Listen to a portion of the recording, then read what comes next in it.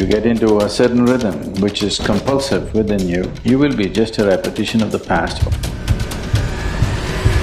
If you want to break your emotional rhythms, these are simplest tools, maybe drastic, but if you don't want to waste time in your life, that's the way to go.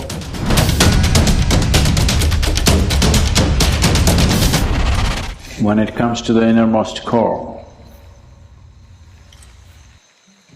it is all one. When it comes to the body, when it comes to the mind, when it comes to your emotions and the world around you and your activity, the whole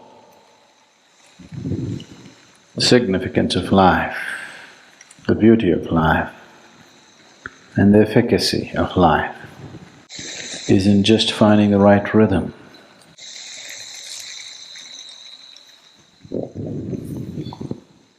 What is your rhythm?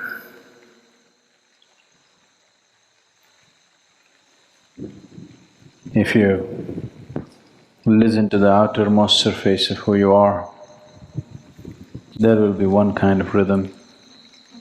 If you delve a little deeper, there will be another kind of rhythm. There is a very surface rhythm which will find expression in very fundamental needs and compulsions of who you are. If you watch yourself a little more closely,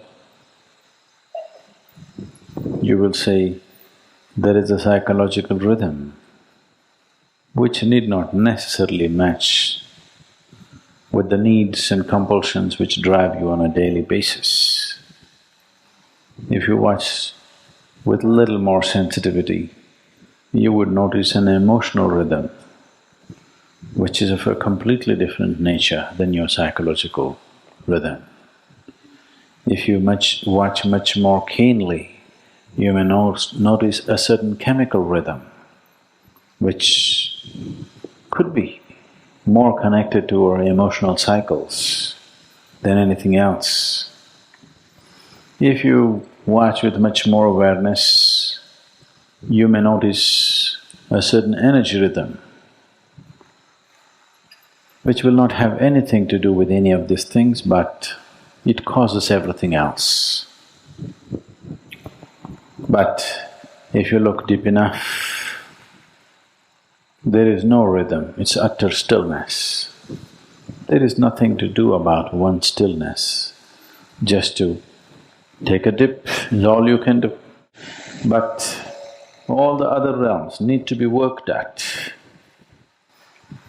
Your energies, your chemistry, your emotion, your thought, your body, your desire, and the karmic rhythms, these things need to be worked at, otherwise you will be just a repetition of the past.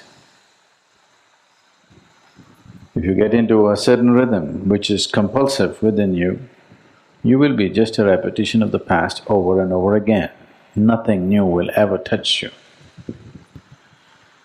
So to find the rhythm and consciously to change the rhythm, to make the rhythm more profound, more complex or more simple, above all, to be able to consciously change the rhythm, not to be like a broken record, that you go on singing the same rhythm all the time, all the time, all the time. At the age of 60, somebody comes to me yesterday and says, "My husband is not paying enough attention to me." I said, "You must be glad."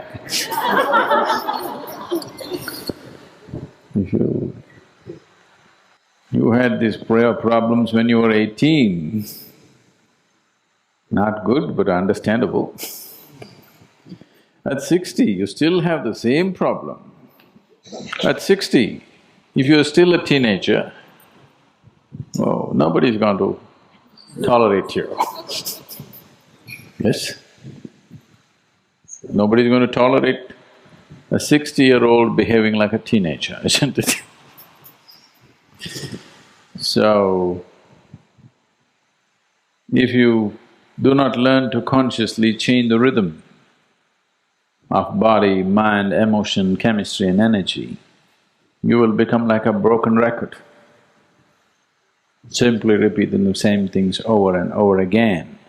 The easiest way or the simplest way to break the rhythms which are compulsive within you is to start doing things that you don't like.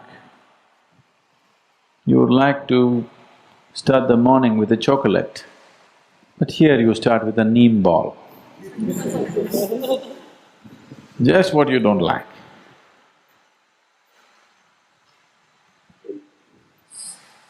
If you want to break your emotional rhythms, the simplest thing is to look for somebody that you cannot stand and to work with them. Choose them as your partner to work with, somebody you just can't stand. These are simplest tools, may be drastic, but if you don't want to waste time in your life, that's the way to go. To just get up in the morning and do what you don't like. And after some time, you will see your likes and dislikes are essentially your making. They are not some God-given laws as to what you should like and what you should dislike. It's got nothing to do with the object of your like or the object of your dislike. It is just your compulsiveness which draws you to certain things and repels you from certain other things.